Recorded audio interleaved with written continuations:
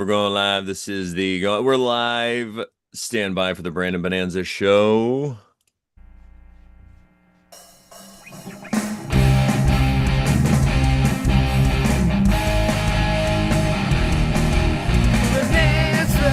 Bonanza, we're hanging out. It's the Brandon Bonanza show. Bonanza, we're hanging out on the Brandon Bonanza show. Hanging out on the Brandon Bonanza show. Yeah. What's up? Shout out to Quentin Farrell for that amazing theme song that he made for me. What's up, everybody? Welcome to the Brandon Bonanza show. We have a guest today. I'm so excited. We're celebrating the Marine Corps' 250th birthday. I have a quote, and I also want to say shout out to Leaf Only Tobacco, where I get my organic tobacco leaves. Go to leafonly.com. They don't exactly sponsor me, but if you tell them and buy tobacco from them, if you're into tobacco, listen, I'm not trying to influence anybody, don't start it. But what I'm saying is if you're into it, I think there's something there. That's a different podcast. But anyway, go to leafonly.com. Tell them that you heard from Brandon Bonanza, the cool tall guy that goes in every few weeks, and tell them to hook me up. Anyway, this is how you get sponsors in 2025. What's up? My guest today is the amazing comedian Rodney Norman. What's up, Rodney? How you doing? I am spectacular. Thank you for asking. Yeah, amazing. You Yeah. never hear that anymore from people when you ask them how they're. Well, I guess it depends on what part of the country or world that you're in. But anyway, yeah. Very true. Well, we all just kind of say the same things over and over. Oh, I'm good. Thank you for asking. I was like, please, no. I feel fantastic. I really Amazing. do. Yeah, I Well, feel I had the pleasure of bruising my tailbone last month. And so through for several weeks, sitting down has been um a challenge. And now that I can sit down with comfort, I have a new sense of joy in doing so. So sometimes you have to have some discomfort to know how good you got it when you got it. You know what I mean? And you take sitting down for granted, and then when all of a sudden it becomes a painful experience, you enjoy when you get to sit down and not be in pain. amazing. It's such an amazing analogy. So true. It's the little things, that we want to be grateful for, I think. I love it. I'm just gonna Yeah. let me just pull this quote up this way I don't have to interrupt you anymore when you're speaking because Alrighty. such a lovely man. All right. So today's quote is from Heraclitus. No man ever steps in the same river twice, for it's not the same river, and he is not the same man. And this is a picture of lovely Lake Candlewood that I took when I was there. If you guys are, it's not a river, but you guys get it. I love this quote, and it's simple, but to, explain it a little bit for people, really what he's trying to say is rivers, because they flow and it's always different water. If you walk through a river and like a week later you walk through, it's not the same river. And could it be that you've gone through different experiences just in that one week and you're not the same person you were a week ago? So it's kind of a reminder to, as you said in the beginning, when people you ask them how they are, oh, I'm good, and they just repeat the same things. It's kind of a reminder to just open your eyes to the present moment and see what really is going on. Maybe some cool things are passing you by. Very, very, very true. That is one of my favorite quotes too, because it implies that change is constant, including ourselves, and that we can direct our change. That there are things that influence us, but that we are always in charge of what we're experiencing and Yeah. how we're experiencing it. Yeah. And I would say that even sometimes when circumstances might seem out of your control, because there's this big debate between, is there free will? Is it determinism? Is it all planned out? Are we just living it? Or do we actually have a choice? And I mean, I've heard the debates and they're great on both sides, but I think it's sort of like a mixture. I've heard it put where it's like a sandwich, kind of where things are happening. And then the really only free will I see in this realm that you could point to is how you decide to feel about what's going on to you, might be happening to you, or you can even say maybe, it's not happening to me. I'm taking it too personally. This is just something that I'm experiencing, and my butt has to hurt, and I can't sit, and this really stinks. But when it doesn't, no pun intended there with the stinks, this really sucks. But yeah, when I'm able to sit like you are now, you're like, oh, this is great. I could just sit down and listen to Brandon's amazing chocolatey golden smooth voice and just relax. Yeah, it is funny how we take things Absolutely. for granted like that. Yeah. Absolutely. Absolutely. But that whole debate about free will and determinism, and I always ask the question, well, if then I have no free will, um, is not the idea that accepting that I have no free will a choice being made using free will? I think my brain's gonna explode. Yeah. Absolutely. That's what It's I that's why I love studying philosophy.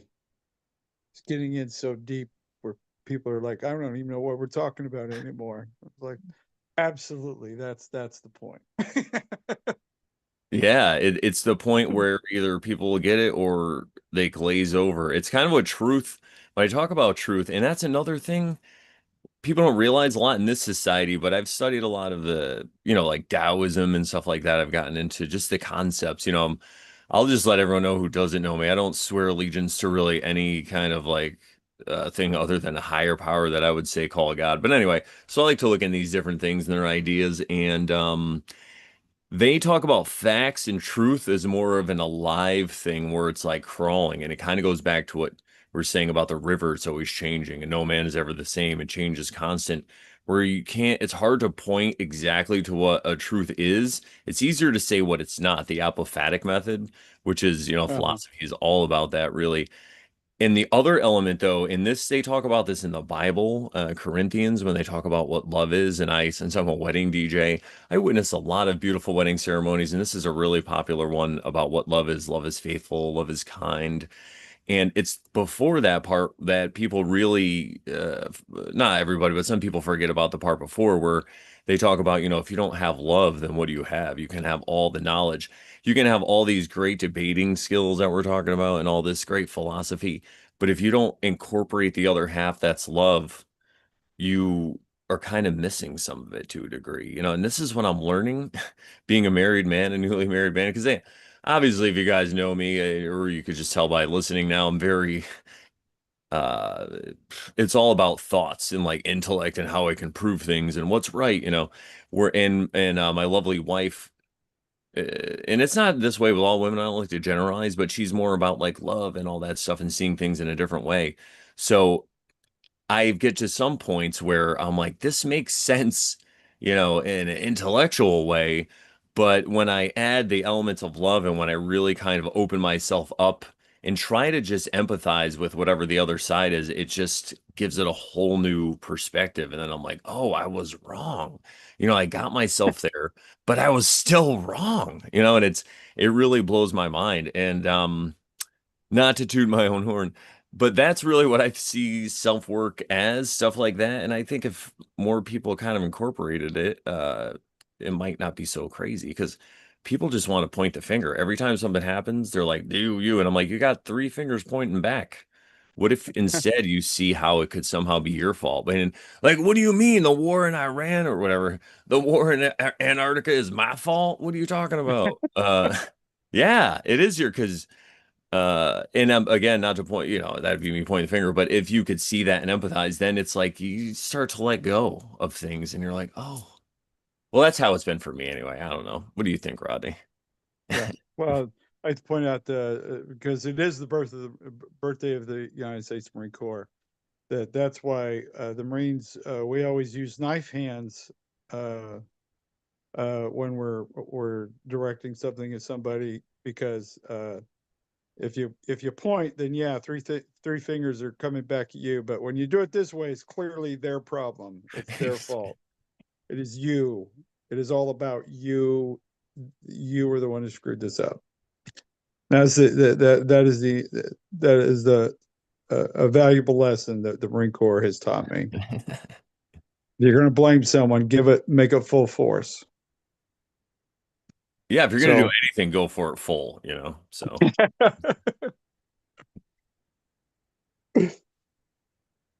no, yeah, I think what we need people need to be more introspective, and it's kind of funny. It's like I've always thought I carry this idea. I guess it's somewhat cognitive dissonance, but when you realize that none of this is about you, at the same time, you also realize that it's all about you. And when you finally understand what all that means, you kind of get it. And it's like it's in losing yourself and not getting so caught up in your ego and all this nonsense. When you finally let all that go, that's when you finally start to understand what all of this is. And that love is a big part of it. I mean, it's, we pursue all these things, and we happiness, and we want stuff, and we want money, and we want power. But, when it comes down to it, if you don't have love and kindness and compassion in your heart, you're missing out on what all of this was about in the first place. And whether you believe in a kind, wise being, God, or that this is all just a happy accident, regardless, this is pretty incredible. This whole life thing is pretty freaking amazing, and it's awesome. And instead of being all humpy grumpy and pissed off about everything, enjoy it. If you could change things, change things. If you can't, hey, focus on what you can. If you think the world's going to hell, it's going to become World War III. Well, then you know what? Buy a farm, learn how to live off the grid, maybe dig a cave in case bombs start dropping. You know, start making preparations for the new world that we're going to have to build. I mean, get busy doing something. exactly.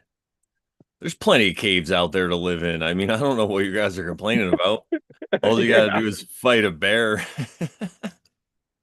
No, it's so and I'm sure you know this about me. I've gone down some crazy conspiracy holes. I feel like I've been through the loop and all of it and came back out the other side, and now I see where really it is all my fault. Again, listen, 9/11 was my fault, guys. I'm sorry. No. But no, and so I've gone down a lot of these, and what I've learned is that I feel like this is really a choose your own adventure experience that we're having. This is the best way I could put it. And I feel like you could really survive just like Lot and Sodom and Gomorrah. You could actually, everything can crumble around you, but as long as you don't give up. And I know this might sound crazy to some people out there, but hey, look at me, right? If as long as you don't give up and you keep striving, somehow there will be a way. I feel like it showcased a lot in art, like Lord of the Rings. Think about when they're running through Moria in the film, and the things are falling and they're hopping. It's just like that because they never gave up. And I feel like that's what this is like. So even if the bombs start dropping, there's gonna be survivors somehow. I feel like. And I don't have such a materialistic view of this realm. I don't feel like we're just, lost in space. I feel like we're more the center of things. So I feel like this world can't really be destroyed. I know it sounds crazy, everybody. And I also feel like humans can't really go extinct because I feel like that's what we're here for. And I know we're getting into these things. So with this frame of mind, I feel like this is why there's always survivors, and this is why humans have always persisted because these things happen. But there's people who hide or whatever, and I think it's because they're having a great time. They're in the caves, and they're like, "Yeah, we're partying because we're alive. We're having this experience." People yeah, used to talk about FEMA camps and all that stuff, and I'm like, "Listen, if I get put in a FEMA camp, I'll just be the funniest guy in a FEMA camp. I'll be the funniest guy there. That's all. And if not, yeah. I'll just knock out the guy who's the funniest guy. No, I'm just kidding. There can only be one. There can only be one Um, funny guy. yeah, I, I, that's how I see this whole thing. It's like, why get all upset about all this stuff? Well, it's like, in the Marine Corps, you have what I tell people about this all the time is there's the what we call the situation report, the sit rep. Yeah. And the idea of the sit rep is for it to just have no BS, that you don't want to be told what you want to hear. You want to know the truth. That's because you can't make a plan about what you want to go accomplish. You got to go blow up a bridge. You want to know the details. What's the bridge made of? How big is it? How long is it? Where's it located? You want to know all the details. You don't want, you want to hear weather conditions. You want to know where the enemy's at. You want to know what your situation is and so you can deal with it.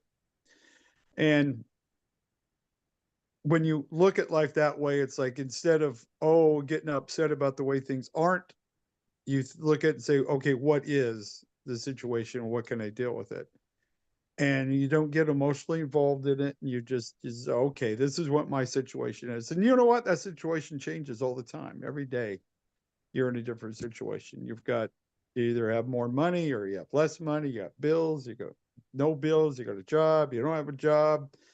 You have a good relationship. You don't. I mean, whatever it is, it's always constantly moving and changing. And if you get caught up about it not being perfect, you drive yourself crazy. And this is why everybody's big on anxiety and depression. All anxiety and depression is you just expecting a world to be perfect for you. Because you're upset because the world isn't perfect in the past, and you're worried because you don't have the stuff that you want, and so you're depressed because you don't not get the control in the future. And when you stop trying to control the future and stop trying to change the past and just live here and now and enjoy what you're experiencing now, you don't have to worry about anxiety and depression. Yeah. You know, I have a concept I'm working on, and it goes along with today. Happy birthday, Marine Corps again. 250 years. Can you believe it? It goes along because a lot of people thank me all the time for my service. Obviously, they're like, thank you for your service. And I'm like, and I used to have an issue with it and all this stuff because of the way I'm like anti-war. But now I'm like, thank you, because I get what they're saying and I can accept their energy that they're giving me. They're like, thank you for your service.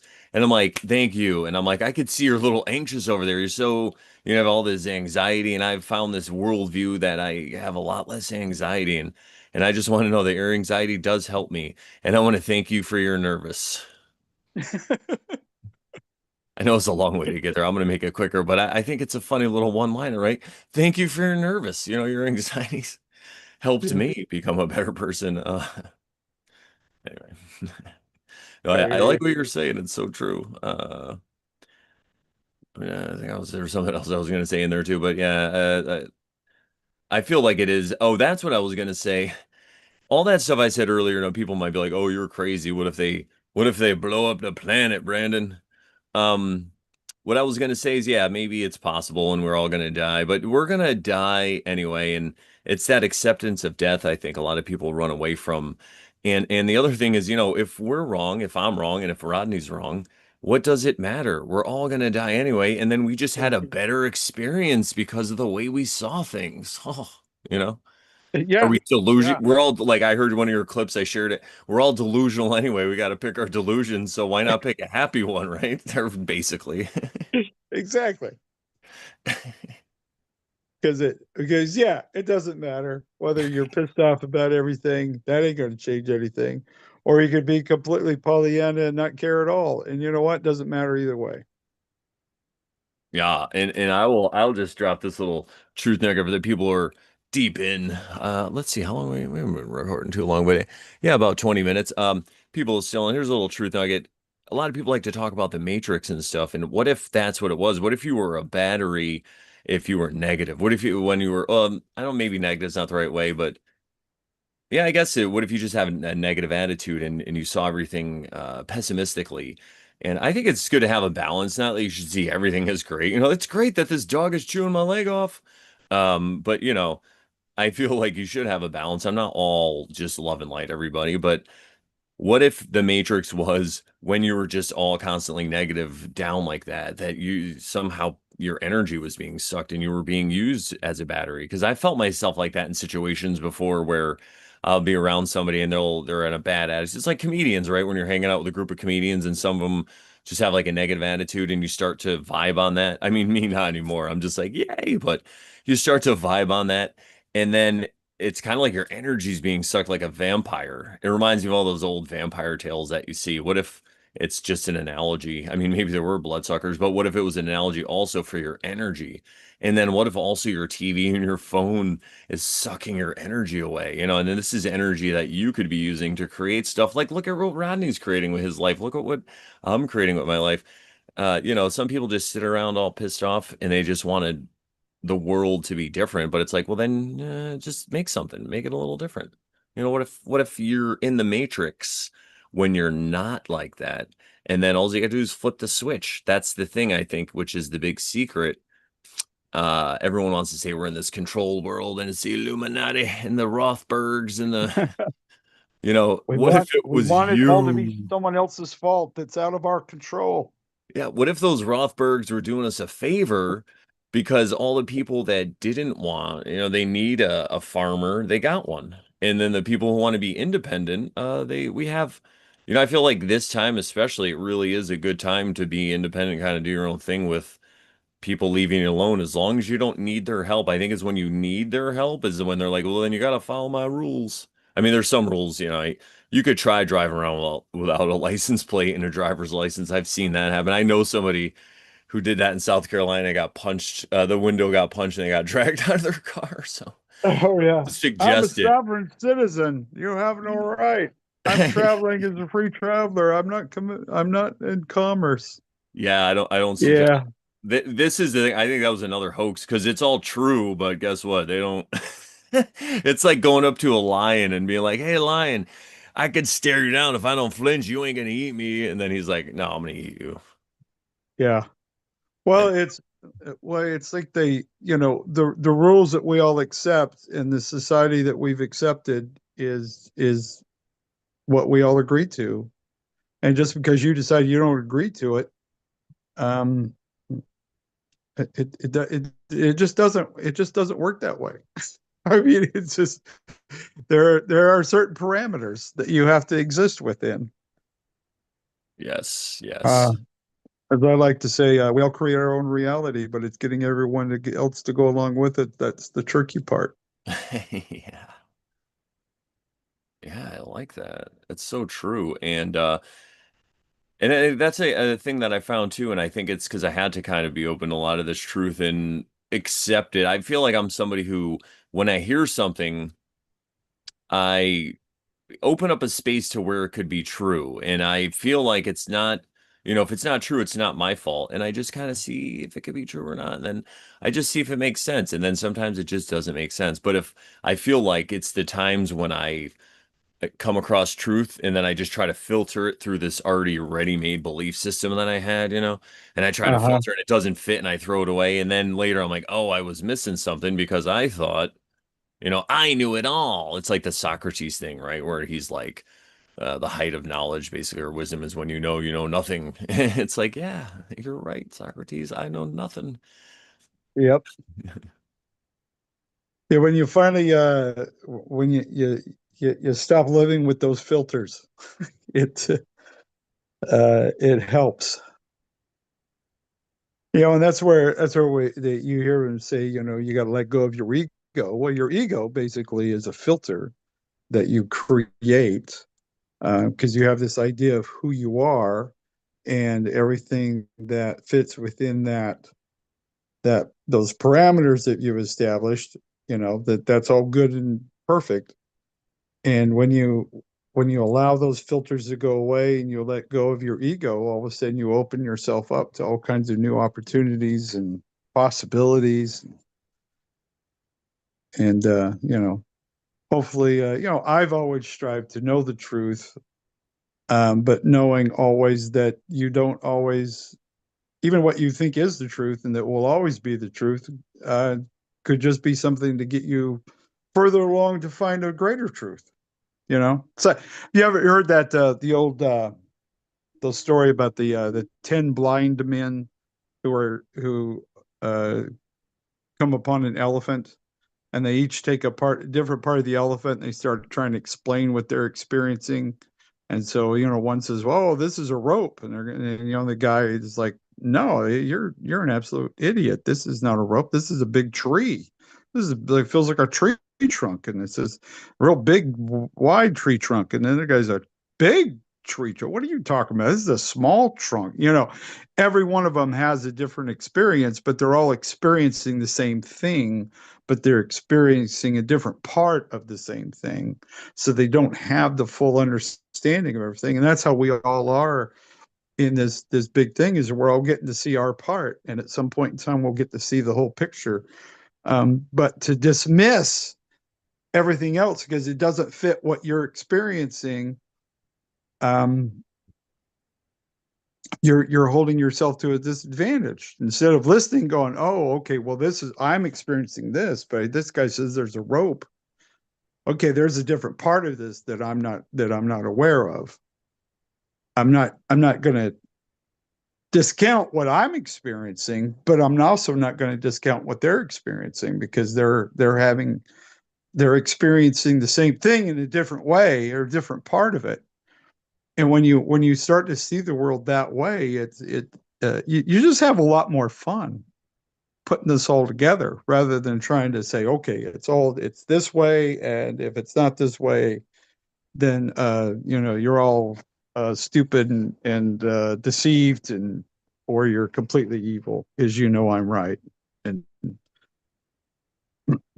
so it's fun when you also start putting it all, when you study the Bible, and then you also study the Tao, and you also study um uh, uh, the Buddhism, Confucius, and you read philosophy, and you start seeing all the pieces, and it all starts coming together. Man, it's a lot of fun. Rather than trying to say, "No, I'm right. I'm always right, and anyone that disagrees with me is a fool." When you let all that go and just go, "You know what? I'm an idiot. I don't know anything, and I'm gonna just experience it all and have a good time doing it." Man, it's just a lot more fun. It's just a more enjoyable way to live your life, I think. Yeah, I feel like we're preaching to people to just smile. It's like just have fun. You could choose to have fun. And I love the elephant analogy. And I always say it's like a bunch of men in a dark room feeling an elephant. And I'm like, and I got listen, I have the trunk, guys. This is definitely the trunk. I have the elephant's trunk. Don't worry. I know it's the trunk. It's a female elephant, right? All right. Anyway,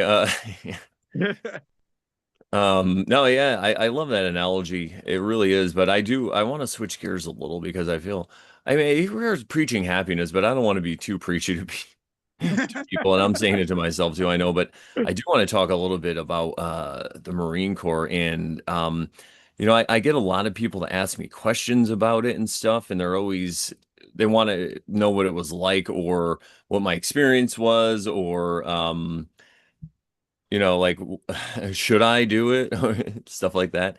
And I'll just say I was in the 90s. I was in from 94 to 98, so a little bit different than it is now. So I'm not sure if you should join now or not. But I will say, though, that in this society, there really is no set rite of passage.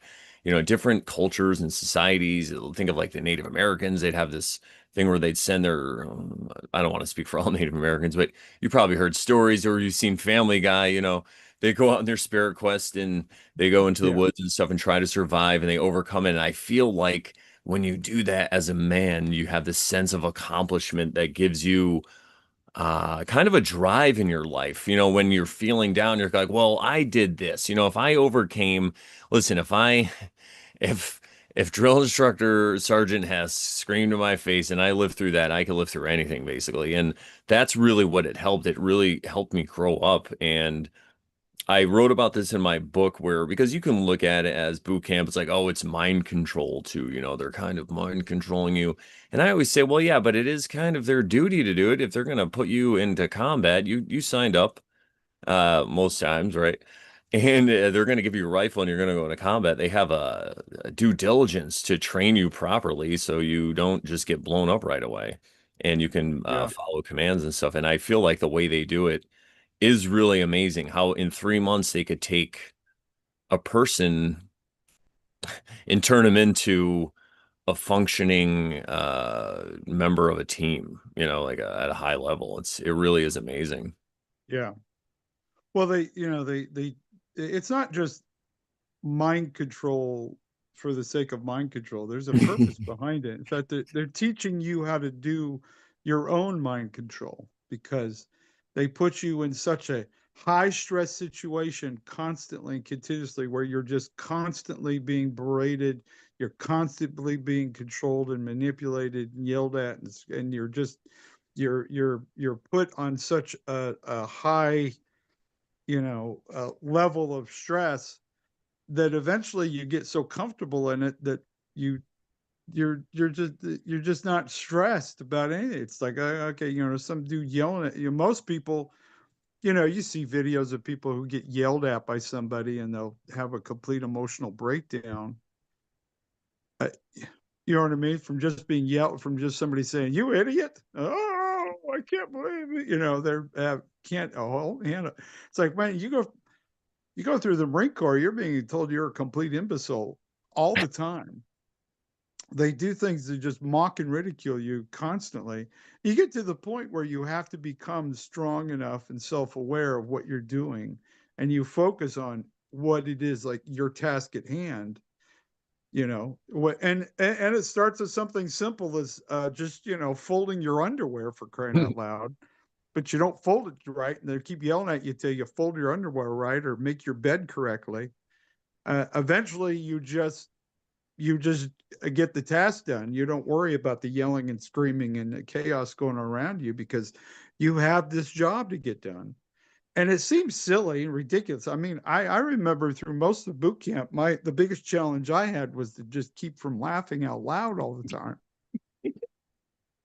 Yeah, I remember one time, we were doing that. The thing where they take everybody's foot lockers and they throw them into the middle of the squad bay, and so all your stuff, everybody's stuff, is just mixed up with everybody else's stuff.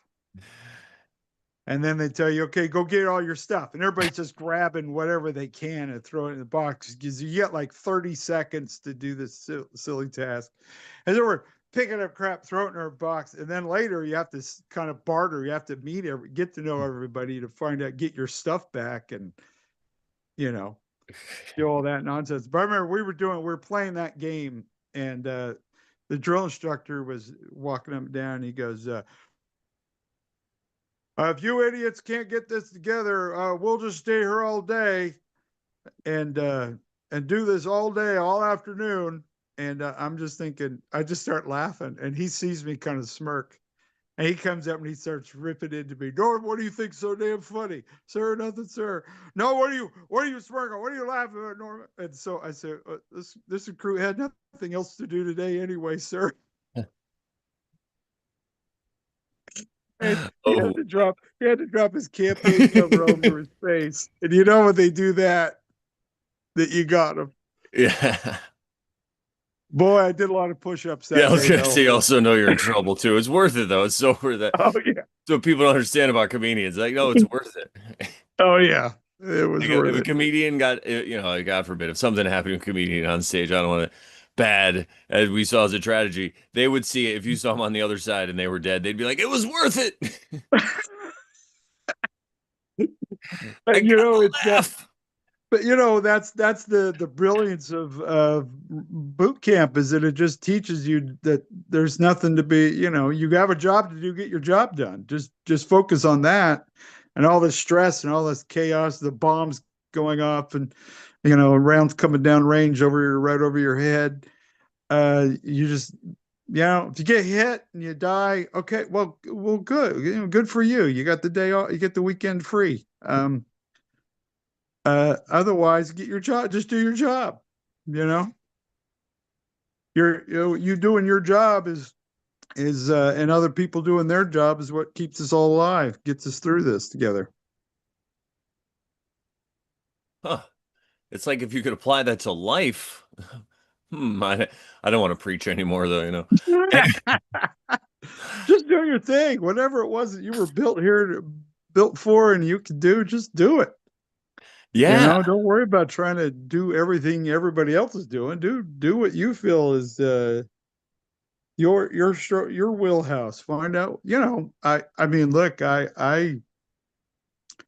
still wonder what the hell I'm doing half most of the time, but I figure, hey, this is what I'm capable of doing. I guess I'll just keep doing it.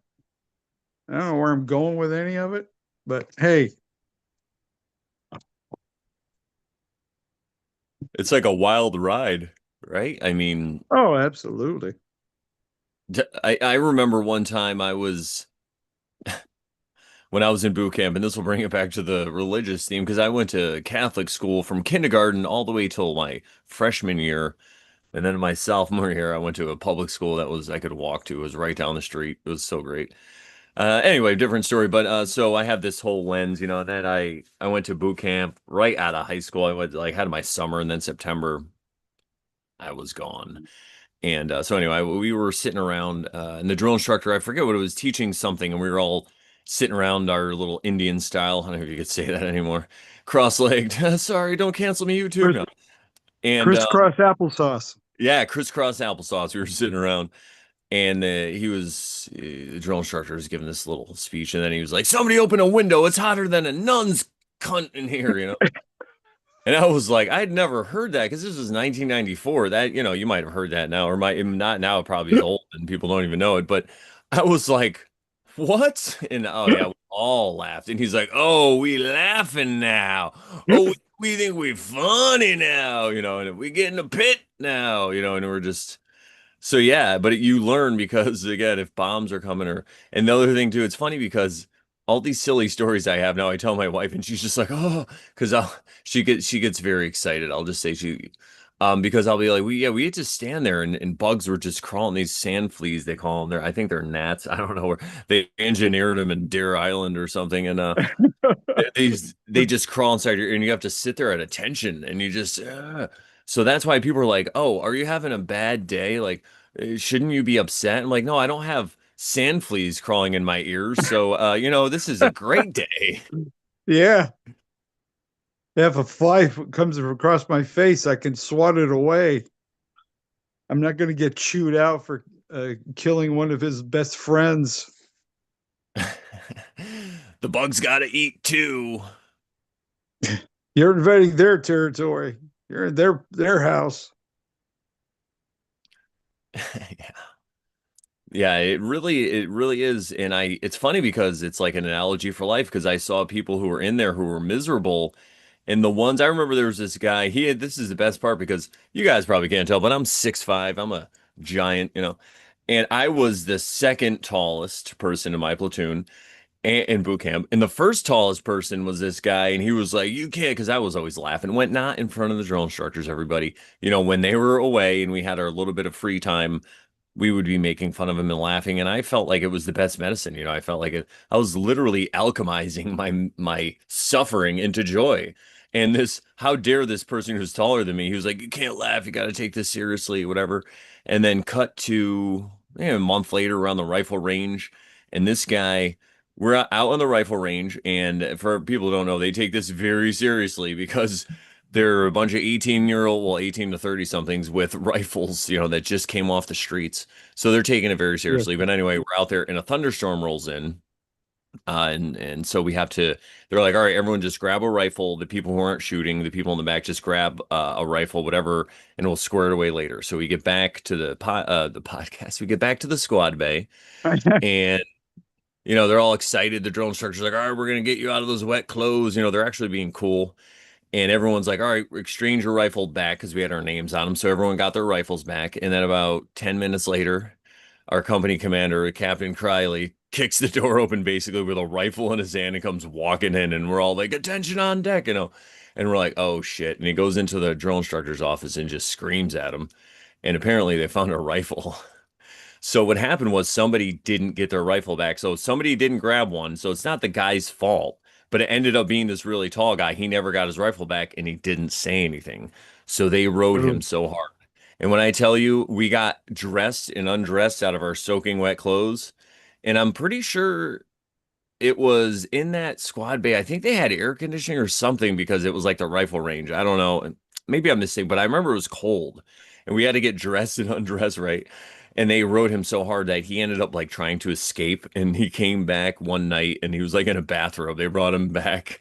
And then like he was just gone after that. So I was like, oh, I guess we can laugh at this. And now I'm the tallest one. So anyway, I had nothing to do with that, anyone. I'm just saying. That's why I warn people, don't tell me to not be funny because God works in mysterious ways. Could it be? No, I'm just kidding. But yeah, it was a funny story because it's kind of like you just gotta take it. You gotta not take it so seriously, right? Life, that is. Yep. Because well, you drive yourself crazy. So you take it. Everything becomes a matter of life and death, and I just yeah. Life sucks. Bad things happen. Get over it. Move on. Well, everybody takes it personally, like they're being singled out by God hates them or the universe hates them. Everybody hates, and it's like no, nobody cares. The universe doesn't care.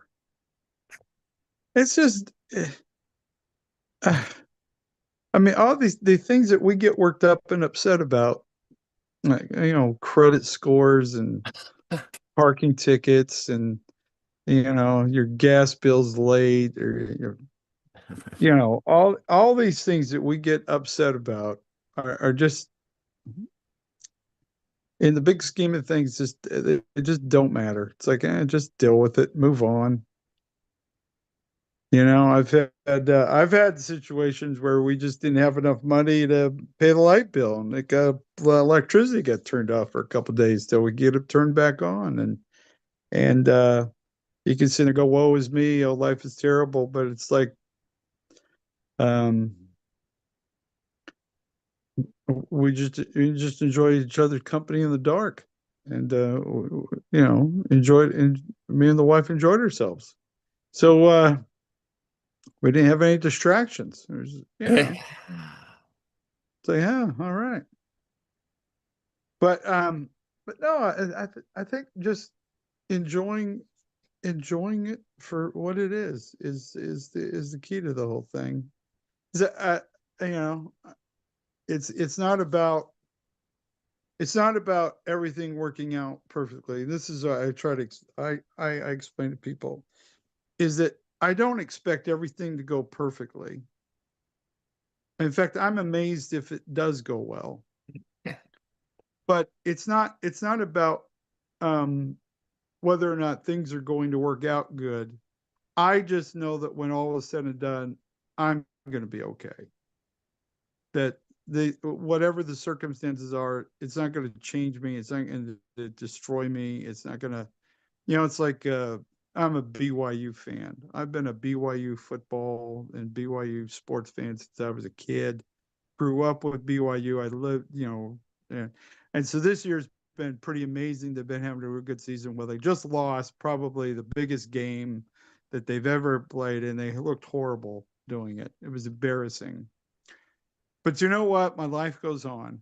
I'm not shattered because BYU had a bad football game. But I see so many people who get so worked up about sports or even politics about who's in the White House or who's good Lord, what is wrong with you? Are you it's amazing that people get so worked up about all this stuff. And it's like it's the stuff that we're even told about is most of it's just nonsense. Like okay, so in the Marine Corps, I was a colonel's driver at one time. And because I would spend time alone with the colonel, in order for him to be able to like have conversations or whatever, he had to be able to have those conversations in my presence. So I had to have the same security clearance as a colonel. And so it was significant. And because I had that, the sergeant major required me every day when I wasn't driving the colonel around somewhere to read all of the daily safety briefings that were coming out. And so all this You got to classified see all information. I got to the read all this classified information. And I was a news junkie when I was in high school. I was in debate, so I was reading Time and Newsweek and U.S. World News and Report and the New York Times, and I was into everything. And so this was like the biggest, coolest thing ever. And I was like, "Are you freaking kidding me?" And as I'm reading all this stuff and reading the real story about what's happening in the world, and then I would see the news, I realized the news had absolutely either one, they had no idea what they were talking about, or two, they were lying about everything. They were lying about stuff they didn't even need to lie about. And it was at that point that I just stopped paying attention to mainstream media because I knew it was all garbage, that it was all just a manipulation. It was what they want you to think. If I watch the news, it's not to find out what's going on, it's to find out what they think, what they want me to think is going on. So I know that it's probably the opposite is what's true. So, yeah, no, and so when people get so worked up about politics and the news events and all this stuff, it's like, no, please, just rest assured, they're lying to you. They've always been lying to us. They're never going to tell us the truth because the truth is what keeps them in power. And they don't want you to have it. So you can either jump in and become part of that system and become one of the power brokers and get to know, or you can just live your life and enjoy yourself and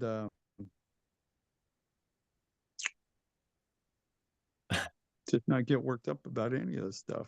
it sounds so boring though. All right, I was being Well, sarcastic. that's I the thing. shouldn't. If you're, if I'm not saying don't participate. Don't. I mean, if you enjoy it and have a good time, but if you're getting yourself, I see people get so stressed out that they're, they literally can't function because somebody lost an election.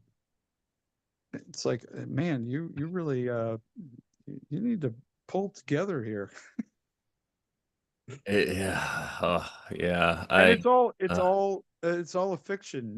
I used to make fun of when I was a kid. My little sister was into pro wrestling, like just loved it. I mean, she watched it constantly and just would watch it late at night, back when we only had, three channels and they'd play pro wrestling, at 2 in the morning. She'd be watching it. But and she watched every level of it, the higher ups all the way down to the, local. I mean, she just loved pro wrestling. And I was just like, how can you, I'm like, this is fake. And I remember her just saying, I don't care, but it's fun. And I was like, ah, okay, now I get it. That's the point. It's fun. yes. It's all fun. And then when you see that the rest of the world is all basically pro wrestling, it's all just this big melodrama going on. It's like, okay, there's no reason to get upset about it. It's just, it's just a fun, it's just a fun, really, fun movie that sometimes has a really bad plot. Yeah. Yeah, I think that's like it's kind of like you're buzz killing people. That's what I try to tell people who think they're like truthers or whatever this is. Like, I got the goods, like I got the documents, like yeah, and you got to wake up. But this is think of the analogy, wake up. Even in the Matrix, I keep referencing it. We just watched it again. I watched it with my wife, and Uh, there's no analogy. They're just like truth, truth, truth. All right, the machines, the robots took over. Truth, wake up. Your life sucks. You're a slave. All right, the robots. It's like, whoa. Anyway, so, but what I'm saying is though, I think it's not our mission really to wake people up. Uh, wake up yourself to what you, because we all, I feel, have blind spots. We all have some kind of truth that we don't want to face yet, and we're pushing it down, and we're Mhm. like, no, that's not true. So I think wake up to that truth because you're really just buzzkilling people. Like people are having a good time, they're having a party. I just, like you said, as long as they're happy, and I don't see people being very happy when they're talking about politics at all on either side. No one's really happy. It's like a fake happiness if their side wins, but it's not a real. So yeah, there I would be like, ugh. But when people are just that, and that I like to say more when it comes to faith, because some people believe in Jesus Christ and he died for their sins. Some people Mhm. believe that's all nonsense. Some people believe all kinds of different things, but as long as they're living like according to the golden rule, and they're treating people how they want to be treated, and Yep. they're not treating people how they don't want to be treated is a good way to look at it. I feel like just let them go. Who cares? You don't have to like wake them up and say, "Well, it's all written in the stars," or "Didn't you know Jesus was the grandson of Cleopatra and Caesar and all that?" It's like that could all be true, and I feel like we live in such a magical realm where it could all be true. Like yeah, what do you mean? Or maybe if you look hard enough, you just find it no matter what it is. I know that sounds crazy too, but like you get into this debate a lot about like flat Earth, right? And like simulation theory and all this stuff. And I like to say, hey, maybe it's just the spiritual, mysterious experience that we can't exactly explain. And maybe they're all right. Maybe it is a flat plane, or maybe we are in a spinning ball. Maybe it just depends on how you perceive it, and that's how it comes to you. And I know that might sound crazy to people, but the way it's all based in science because any astrophysicist or whatever they know, the quantum physicists will tell you if you zoom into anything, whatever it is, this little crystal, you just zoom in far enough, it's just energy. You zoom into me far enough, there's nothing there. It's just particles bouncing around. And I feel Yep. like we overlook that so much in this society, right? If we're just energy, really, we're somehow being tricked into think this is real. Why are you arguing about what it is? Like you said, just go have a good time, like maybe it's flat, maybe it's not. Uh, is that argument helping you guys out at all? Like Yeah. So there's a great ice wall. Is that what? Okay. Okay. I believe in the ice wall. I believe it's all flat. What is okay? What does that change? Well, well, just now you're awake. To what? To what? I, I, whatever. yeah, the only point is the insignificance you might feel if you think that you're like in the middle of nowhere and we're just this, no, we're like nothing and it's just all physical. That's the only mind switch I would say, because I kind of looked into all that stuff and man, don't look into it too hard because whew, that flatters some of those proofs. It's really good. And that's why I say if you look hard enough, man, the thing's just going to show you stuff. Anyway, That's it. but That's I a deep, feel deep rabbit hole.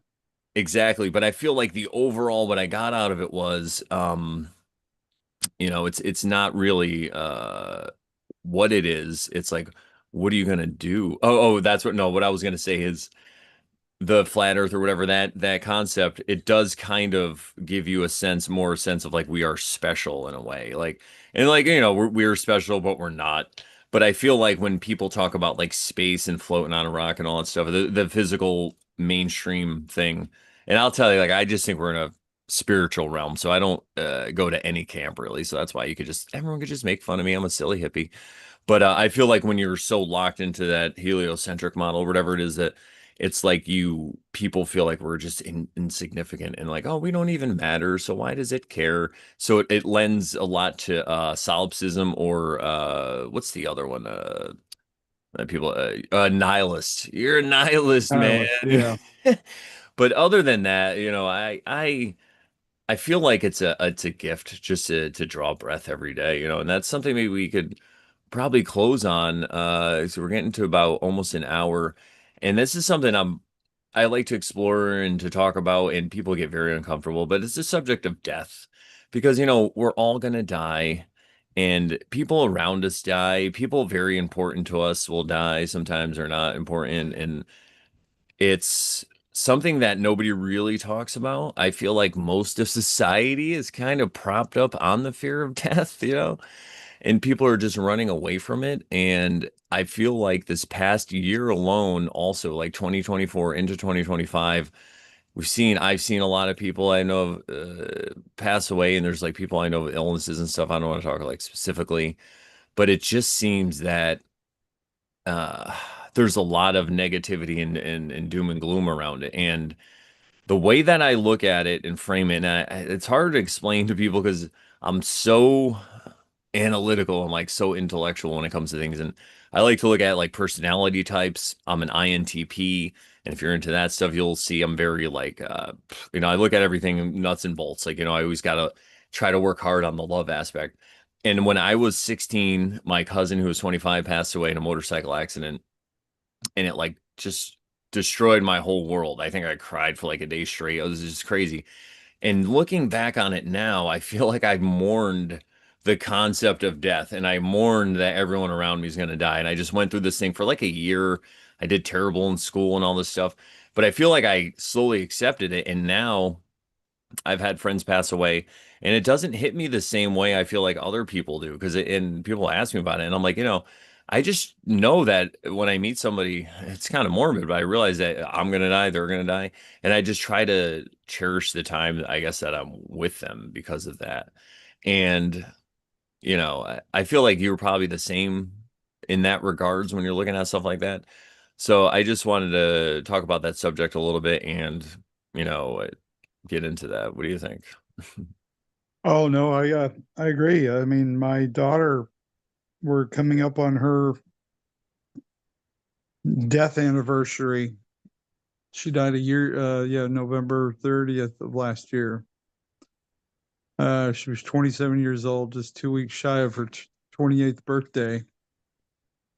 Um, and having that experience is just, basically watching her die and knowing that her time was limited, and, because of cancer. Um, and just having lost my older brother to cancer just months before her diagnosis. Um, yeah, one thing that you learn about being around people who are dying is that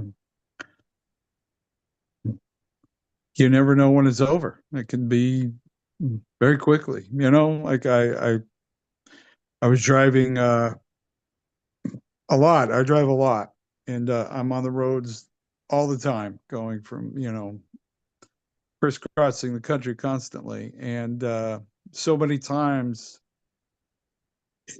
going down the road, you can, yeah, you see people in accidents, single car accidents. People just, they fall asleep, or they, decide that watching a TikTok video while they're driving 85 miles an hour down a freeway is important, or just, lose control. Somebody could, big semi could just lose control. I mean, you're driving, feet away from a massive vehicle traveling at 70 miles an hour, and all they got to do is just kind of swerve over a little bit and tag you, and you're, you know, smushed into oblivion. And it doesn't. I mean, it's just can happen. You just don't know. I mean, I had a friend who was I knew in high school, played football with him. He spent his whole life dedicated to physical fitness, and he worked out constantly, and he was into, personal trainer, and was always helping people get in better lives. And he just died of a heart attack this last year, the same age as me. I'm like, you never know when it's going to be over. And to live your life afraid of death is what keeps you from living, because you're always, instead of just enjoying life, you're always, we're either worried about dying, or we're worried about looking like an idiot. Yeah. We let fear drive, control all of us. I mean, that's one thing I think I appreciated about boot camp, is it just teaches you that fear is stupid. I mean, it's just, and it's all in your mind. It's all something that you can have control over if you decide to. You don't have to be caught up in all this fear and nastiness of this world. Just enjoy it for what it is every day that you got it. And I said, like you said, every breath is a gift. Wake up in the morning, go, wow, this is a this is about the best start to a day you can get, you know? Yeah. Endless possibilities Absolutely. for each day. I like to uh Tolkien, I got really into Tolkien rabbit holes and I like listened and read like the Silmarillion a couple times. And what I saw from there is men are different from elves because when they die, in Tolkien's universe, everybody, I'm not making claims. This is how he saw it. In his universe, when the elves die, they return to they stayed in the realm and they died. Their souls went to the, we don't have time on this to explain it, guys. But when men died, it was a mystery. Their souls went somewhere else. And the way the high elves explained it to the men was like, listen, this is your gift. This is the gift of Iluvatar. Iluvatar is the God in that world. And it's like, it's a mystery and you don't know where you're going to go, but we're bound here. It's like, we can't leave, man. We die. We're stuck. It's like Groundhog's Day, but guess what? You get to go. So lucky you. And then what happens is after time, the Numenors, where Aragorn, everyone probably knows him, the king, he comes from the line of Numenor men, and they used to live like 500 years, really long lives. And as they started to go longer, and they would be the king would reign for 500 years, then he would step down and let his son take over, and they would live out their old age. But as the time passed, they started to let fear creep in, and they would hold on as long as they can, and then they would die as the king and all this stuff. So their lifespan started to get shorter. It was so crazy. So it's this whole concept. And the elves even come in to explain to them at some point, before there's this crazy cataclysm, and they're like, "Listen, you guys are messing up right now. You got to remember that death is a gift. You don't fear it. They're trying to live forever and all this stuff. And I feel like that really is the message. We don't know what happens after this, and I'm not saying we should go all kill ourselves and find out, yay. But what I think is it's just an acceptance of that it's going to be your time, and we really don't know when it's going to be our time. I think Don Juan put it in the Castaneda books, or Carlos Castaneda in the Don Juan books. It was like a warrior, basically every act that he's performing could be his last act on earth. And if you just live your life that way, not as a warrior going around fighting everybody, but if you see yourself as a warrior internally in the struggle against really yourself, and the despair that lives in you, if you see it as a warrior against that, then every act you're performing, if you can perform it consciously as if it is your last act, then I think life will start looking a little different for you. But again, I'm not making any claims, so I don't want you to, come here and be like, Brandon, you told me, and then, this is all what happened. But, it's something in all those holy books just keeps pointing. And I said this in a short I did. I'm like, is the only true sin you could commit would be to not trust God's plan. I'm thinking like, right, to not trust it. Is that really the only true sin that you could commit is to doubt God? And what I mean by doubting him is to just have anxiety and nervousness, right? And not like you're going to go to hell kind of sin thing. I'm just saying in a way, because really, and this is a whole other podcast, but if God is the creator of all this stuff, then maybe he wants you to learn a lesson. I don't know. Maybe I'm wrong. But I don't know how I got to this where I am, but anyway, that's what I'm trying to say, everybody. Just don't take it too seriously. That's all. And I know it's easy to say, but when tragedy happens, but I feel like where could somebody really go? Physically, they're not here anymore, but it's people that I know that have died. When I think about them, it's kind of like they're right here with me, in a way. So I feel like if there is I an believe so. afterlife, they don't want you to be upset and miserable. And of course, you gotta be sad. I mean, you're not just gonna be a psychopath about it, but but I feel like if you could see, like we were saying earlier, it's not a personal thing that God or someone's doing to you. it was just their time for whatever reason, and they lived, you could see somebody who passed away at such a young age and be like, oh, it's terrible. Why do they live such a young age? But I could say for you, Rodney, your daughter, how she changed you, and now the message that you put out to people, even though physically she's not here, she's still speaking through what you do to people because the person you are was formed by her, like.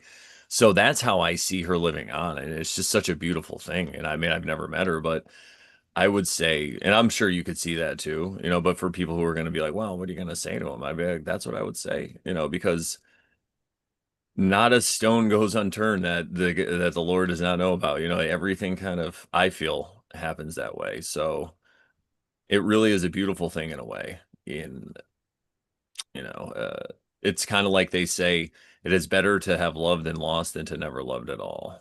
Right. Very true. Hmm. And thank you. I appreciate that. Yeah, anytime. And I also want to talk about the timing of comedy as you're talking about people dying of cancer. I'm just lighting up. I'm like, yeah, guys, listen, this is natural organic tobacco. There's no fire retardants in here, guys. You gotta, anyway. So, you're welcome. And that's how I see things. Where can people find you? If they want to know more about Rodney Norman. Well, you could Google Rodney Norman, and there are many, but I am the most famous one of all time. Nothing personal against the other Rodney Normans, but I'm winning. Um, I'm on all the social medias. So, and rodneynorman.com is my website. So you can learn everything you need to know about me from there. All right. And my website is morelawsmoreproblems.com, the website I have now for 11 years. And I just got the 11th, my YouTube channel is 11 years old this month. So yay, everybody. Yay. Congratulations to me for 11 years. And yeah, that's where you could find me. Thank you, Rodney, so much. I don't know if there's anything else or another something we want to talk about. I don't want to leave on such a bummer. I don't say not really a bummer, I guess. It was kind of like No, no, I yeah. think it's a good, positive, uplifting message. All right.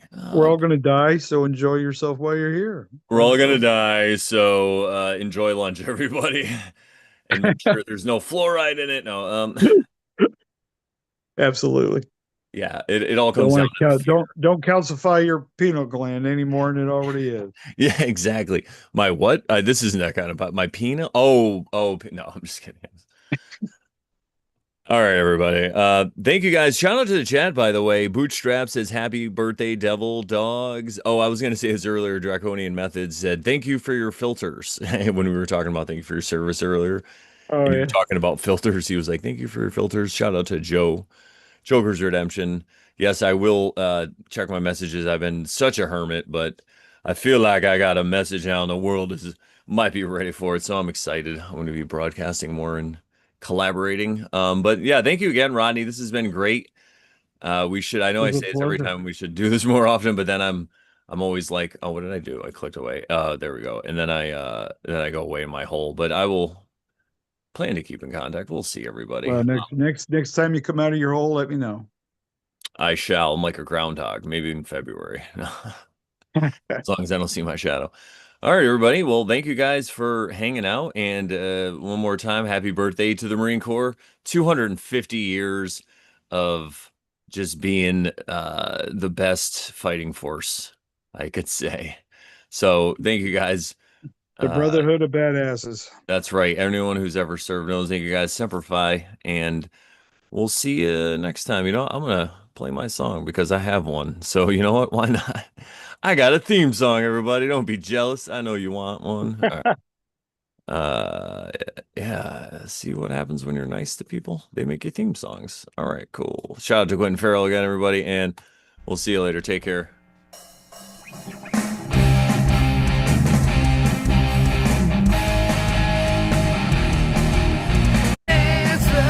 Bonanza, we're hanging out. It's the Brandon Bonanza Show. Bonanza,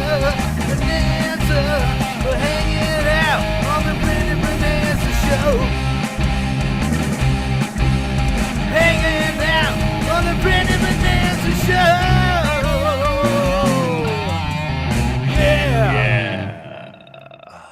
That was fun. All right, we are done. Yeah, nice. Let me just get back to, oh, I gotta stop my share.